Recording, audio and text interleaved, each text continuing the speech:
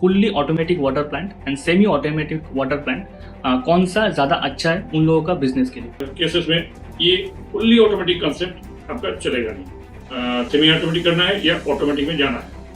Sir अब बताइए, अगर कोई सेमी ऑटोमेटिक प्लांट अपना स्टार्ट करता है उसके बाद क्या क्या उसको ऑटोमेटिक फुल्ली ऑटोमेटिक प्लांट में कन्वर्ट कर सकता है? तो कुछ बिजनेस के लिए पॉसिबल है। नमस्कार सर। नमस्कार। आपको वेलकम हमारा एक नया पॉडकास्ट में। तो हमारा व्यूअर और बहुत सारे जो क्लाइंट है उन लोगों का क्वेश्चन आता है कि fully automatic water plant and semi automatic water plant कौन सा ज़्यादा अच्छा है उन लोगों का बिजनेस के लिए? देखिए, ये आपका क्वेश्चन का आंसर देने के पहले मैं हमारा क्लाइंट लोगों से एक बात मैं कह देना चाहता हूँ कि पानी का फैक्ट्री या पैकेज ड्रिंकिंग वाटर इंडस्ट्री एक कंप्लीट असेंबल्ड इंडस्ट्री है। यहाँ एक या दो मशीन रहता नहीं है, यहाँ पे बहुत सारा मशीन रहता है जिसमें से हर एक मशीन ही असेंबल्ड है। और एक फुल्ली ऑटोमेटिक जो क्वेश्चन बहुत आते हैं कि फुल्ली ऑटोमेटिक प्रोजेक्ट लगाना है, तो ये फुल्ली ऑटोमेटिक प्रोजेक्ट एक बहुत बड़ा कंसेप्ट है। इसका मतलब है आप जब भी आपका प्रोडक्शन जब होगा इसमें मैन पावर बहुत ही कम रहेगा और टोटली आपका थ्रू मशीनरी आपका प्रोसीड्योर चलेगा। जैसे यहाँ पे इंपॉर्टेंट मशीन एक होता है पेट बॉटल ब्लोइंग मशीन। ये पेट बॉटल ब्लोइंग मशीन ऑटोमेटिक होगा जहाँ सिर्फ प्रीफॉर्म आपका हॉपर में डाल दिया जाएगा और वो ऑटोमेटिकली हॉपर से थ्रू कन्वेयर ब्लोइंग सेक्शन में जाएगा और उसके बाद आफ्टर ब्लोइंग वो आपका चला जाएगा फिलिंग सेक्शन में। ये टोटली होगा ऑटोमेटिकली, इसमें कोई भी मैन पावर बीच में नहीं रहेगा। बॉटल हो जाने के बाद आपका बॉटल चला जाएगा फिलिंग सेक्शन में। फिलिंग सेक्शन में नॉर्मली रिंसिंग, फिलिंग, कैपिंग आपका ये ऑटोमेटिक हो जाता है। फिर आपका आता है batch printing machine. Through conveyor जब जाएगा बैच प्रिंटेड हो जाएगा और उसके बाद लेवलिंग।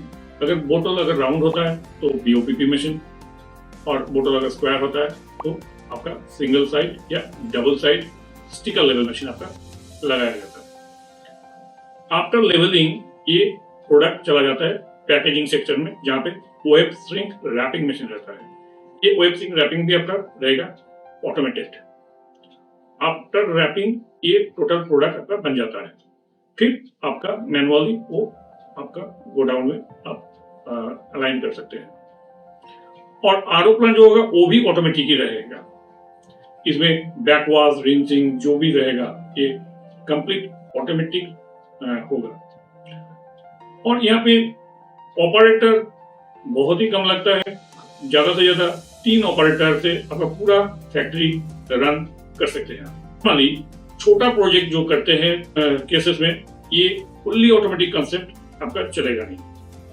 मैक्सिमम 60 बीपीएम से लेके ये आप सोच सकते हैं कि फुल्ली ऑटोमेटिक वाला कंसेप्ट है। लेकिन यहाँ पे एक दिक्कत है, वो है आपका फाइनेंशियल मैटर। ये प्रोजेक्ट आपका थोड़ा लार्ज हो जाता है जहाँ पे आपका इन्वेस्टमेंट ज्यादा रहता है। हाँ, लेकिन इसका जो रेवेन्यू आता है, इसका जो अर्निंग्स आएगा ये उस हिसाब से बढ़ेगा। एक छोटा प्रोजेक्ट करते हैं तो उसका जैसे कि हमारा पुराना जो वीडियोस है जहाँ पे कॉस्ट डिफरेंसेस हम लोग दिखाए हैं, वहाँ पे अगर देखा जाता है तो बेस्ट डेली कॉस्टिंग या कॉस्टिंग के हिसाब से यहाँ पे जैसे कि प्रोडक्शन बहुत ज्यादा होता है और फास्ट प्रोडक्शन होता है तो उस हिसाब से रेवेन्यू भी आपका गेन होता है। तो फुल्ली ऑटोमेटिक करने से आपका रेवेन्यू जनरेशन ज्यादा होगा। तो हमारा सजेशन रहता है कि आप फुल्ली ऑटोमेटिक में जाइए। दूसरा जो आपका क्वेश्चन है सेमी ऑटोमेटिक। सेमी ऑटोमेटिक मतलब आपका बनता है कि हर एक मशीन जो होता है वो सेमी ऑटोमेटिक हो सकता है या कुछ पार्ट ऑफ मशीनरी आपका ऑटोमेटिक लीजिए और कुछ सेमी ऑटोमेटिक रहता है। जो आपका बजट अगर कम होता है तो ये प्रोजेक्ट बैलेंस करता है उस जगह पर। इसमें भी जब जैसे कि आप अगर 40 बीपीएम का प्रोजेक्ट करते हैं तो आप सेमी ऑटोमेटिक प्रोजेक्ट लगाइए। जहाँ पे फिलिंग मशीन जो रहेगा वो तो ऑटोमेटिक रहेगा। बॉटल ब्लोइंग मशीन जो है वो आप सेमी ऑटोमेटिक ले लीजिए, क्योंकि एक बॉटल ब्लोइंग मशीन का ऑटोमेटिक अगर लेते हैं तो उसका प्राइस काफी ज्यादा होता है। उसकी जगह आप सेमी ऑटोमेटिक ले लीजिए, एक की जगह 2 ले लीजिए, 2 की जगह 3 ले लीजिए, तो फुल्ली ऑटोमेटिक ब्लोइंग मशीन का जो प्राइस बनता है उससे कम में आपको एक या दो या तीन ब्लोइंग मशीन आपका आ जाता है। तो सेमी ऑटोमेटिक भी आपके लिए वायबल हो सकता है अगर आपका, ये डिपेंड करता है क्लाइंट का या कस्टमर का फाइनेंशियल बैकग्राउंड क्या है, वो क्या करना चाहते हैं, उन्होंने मार्केट सर्वे क्या है, उनका जो नेक्स्ट 5 इयर्स तक सेल का या मार्केटिंग का क्या प्लानिंग है, ये सब के ऊपर डिपेंड करके आपको डिसाइड करना है सेमी ऑटोमेटिक करना है या ऑटोमेटिक में जाना है। सर अब बताइए, अगर कोई सेमी ऑटोमेटिक प्लांट अपना स्टार्ट करता है, उसके बाद क्या उसको ऑटोमेटिक फुल्ली ऑटोमेटिक प्लांट में कन्वर्ट कर सकता है? देखिए, एक अच्छा सवाल है, ये बहुत सारा क्लाइंट भी पूछते हैं। जैसे कि मैंने बताया कि ये एक असेंबल्ड इंडस्ट्री है। अगर आप एक छोटा प्रोजेक्ट करते कि 2000 लीटर 30 बीपीएम का एक प्रोजेक्ट लगा दिया, तो बाद में जब आपका प्रोडक्शन बढ़ेगा, तब वो मशीनरीज आपका माने सेम मशीनरीज को मॉडिफाई आप नहीं कर सकते, उसको पूरा निकाल देना पड़ेगा, फिर दूसरा मशीन लगाना पड़ता है। तो सेमी ऑटोमेटिक मशीन को कभी भी मॉडिफाई करके ऑटोमेटिक बनाया नहीं जा सकता है।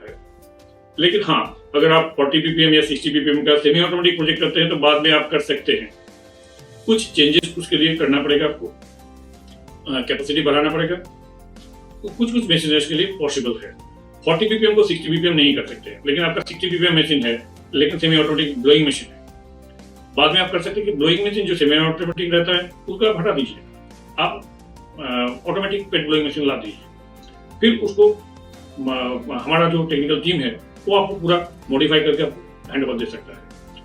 आरओ प्लांट जो है उसका भी कैपेसिटी अकॉर्डिंगली बढ़ाना पड़ेगा, वहाँ पे आपका कंप्लीट मॉडिफिकेशन पॉसिबल नहीं है। चेंजेस करने के लिए स्पेयर पार्ट्स चेंज करना पड़ता है, और ये काफी आपका हैजार्डस हो सकता है और कॉस्ट थोड़ा बढ़ सकता है।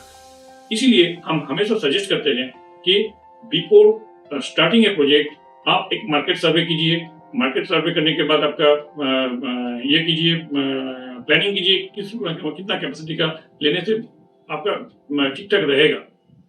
गाइडेंस के लिए आइडियाज इंजीनियरिंग वर्क से। सर एक लास्ट और इम्पोर्टेंट जो सवाल है, जो हरदम आता रहता है व्यूअरशिप के तरफ से, कि अगर कोई नया बिजनेस स्टार्ट करता है तो उसके लिए कौन सा सही रहेगा, सेमी ऑटोमेटिक या फुल्ली ऑटोमेटिक, कौन सा? ये मेरा गाइडेंस बोलने से बेटर होगा, हमारा जो क्लाइंट करना चाहते हैं वो सबसे पहले आइडियाज इंजीनियरिंग वर्क्स के साथ कंसल्ट कीजिए, क्योंकि यहाँ पे बहुत सारा मैटर्स रहता है। जो मैटर्स पब्लिकली बोलना ठीक नहीं रहेगा, कस्टमर का अपना पर्सनल मैटर्स होता है, फाइनेंशियल मैटर्स रहता है। ये सब डिस्कशन करने के लिए मैं आपका पॉडकास्ट के माध्यम से क्लाइंट को बोलूँगा, हमारे साथ डायरेक्टली कांटेक्ट कीजिए। हमारा जो टेक्निकल टीम है, मैं हूँ, हम लोग प्रॉपर गाइडेंस के लिए मैंने टोटल चीज़ें जो है उनको बेटर वे में समझा सकते हैं। ठीक है, थैंक यू सर ये सब गाइडेंस देने के लिए। देखिए, ये और भी जानकारी लेने के लिए ज़्यादा कुछ करना नहीं है। अभी नीचे दिए गए नंबर जो है वहाँ पे फ़ोन लगाइए, और भी ज़्यादा जानकारी आपको मिल जाएगा।